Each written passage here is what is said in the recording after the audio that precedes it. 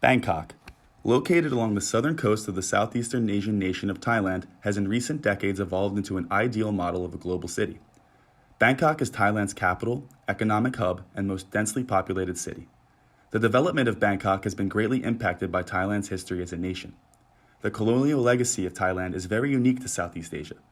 It is the only nation in Southeast Asia that was never colonized by Europeans.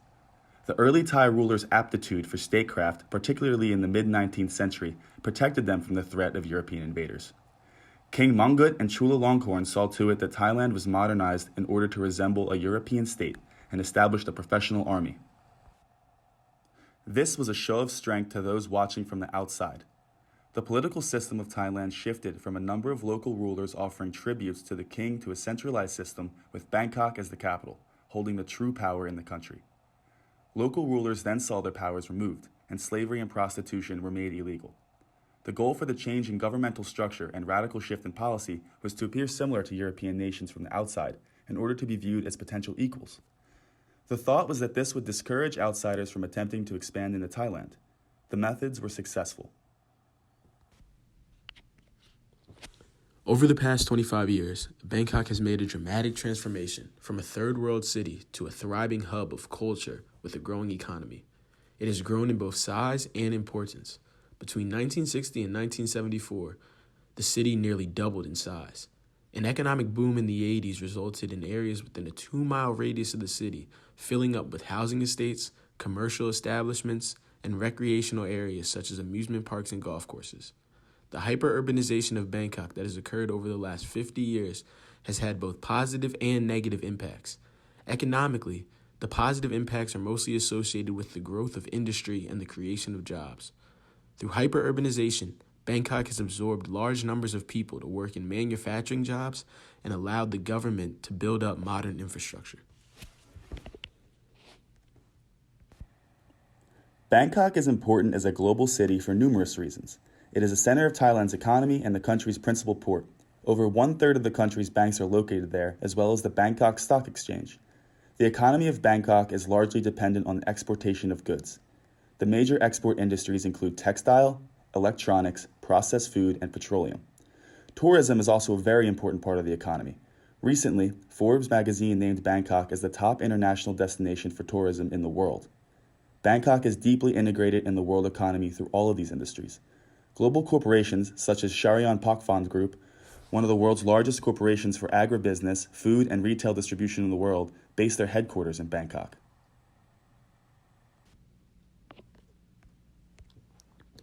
The population of Bangkok is mostly of Thai descent. However, there are over 700,000 immigrants. The majority of these immigrants come from Japan and Myanmar. Others come from China, Cambodia, Europe, and the Americas. Bangkok has a great deal of ethnic diversity. Economic inequality in Bangkok is an enormous issue. Recently, it was estimated that Thailand's 1%, which consists of only 500,000 people, controls 67% of the country's wealth. In comparison, the poorest 10% of Thais control so little of the country's wealth, it can be rounded down to 0%. In Bangkok, 20% of the population lives in illegal squatter communities. The Klong Toi slum is home to 100,000 people and covers an area of 1 square mile. This is the largest, poorest, and most dangerous slum in the city.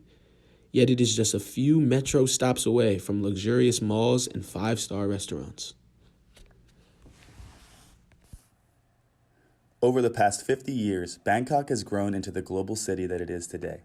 It will be interesting to watch as the city grapples with economic and political issues that have the potential to alter the city in many ways. Although the economy of Bangkok is rapidly growing, and it has solidified itself as a global city, there are glaring infrastructural issues that are quite concerning. The system of automotive transportation is very poorly designed and is extremely dangerous. Members of the poor community can only afford to purchase motorcycles as a means of transportation. Motorcycle deaths are on pace to claim more lives in Southeast Asia in the next decade than AIDS and tuberculosis. Bangkok is at the center point of these deadly accidents that disproportionately impact members of the lower class who cannot afford a safer means of transportation. A recent project that will have massive impact on transportation in Bangkok has just been given the green light. A $7.4 billion high-speed rail that will connect Thailand's major airports will be constructed by the year 2023. The high-speed rail will serve as a link to Eastern Economic Corridor of Bangkok. The purpose of this project is primarily to attract investments from auto and tech manufacturing corporations. Currently in Bangkok, there are important initiatives being set into place that will have an enormous impact on those who live there. In January of this year, hundreds took to the streets to protest the military government. The military junta that took over after a coup in 2014 has postponed elections and prevented the country from returning to a democracy. The army's commander-in-chief, General Gansumpong, publicly condemned the protesters. This most recent voting delay is demonstrative of how the military-led government is attempting to maintain power rather than developing a functioning democratic system. For further research, we would like to explore the ways Bangkok's changing infrastructure and urban policy will affect people of different social classes, as well as how the tumultuous political climate in Thailand affects the city of Bangkok.